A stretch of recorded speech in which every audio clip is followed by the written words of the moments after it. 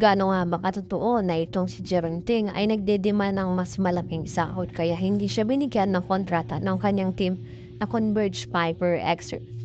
Dahil nga ang dating kakampi ni Geronting na si Maverick Ahamisi ay nauna na sa Ginebra. Susunod na nga ba siya dito? Well, hindi malabong mangyari yan mga boss kasi kilala naman natin ng SMC teams na pagdating sa ganyan ay kayang-kaya nilang tapatan ang offer.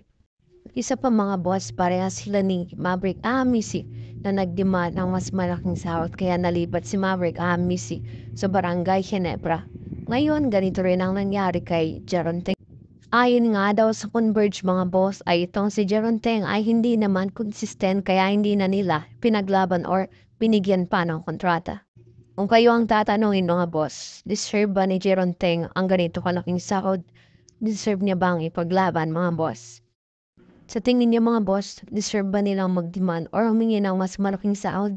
Sapagkat kung ating titignan ay isa ito sa rason kung bakit yung iba ay pumupunta sa ibang liga kasi mas malaki ang sahod at mas malaki ang offer.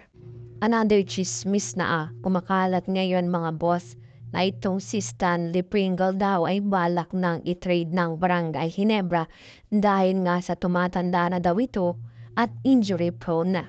Sa tingin niyo mga boss, gagawin nga ba ito ng Ginebra? Para sa akin mga boss, hindi basta-basta gagawin ng Ginebra ito. Kasi kilala naman natin ang laruan ni Stanley Pringles. Sa ngayon, nag-iba nga yung laro niya kasi mas naging matured siya. Hindi na siya tulad ng dati na more on attack. Ngayon, naging matured na siya. Naging natuto na siyang pumasa ng bola. So, ayun lang mga boss for me. Hindi to basta-basta gagawin ng Barangay Ginebra.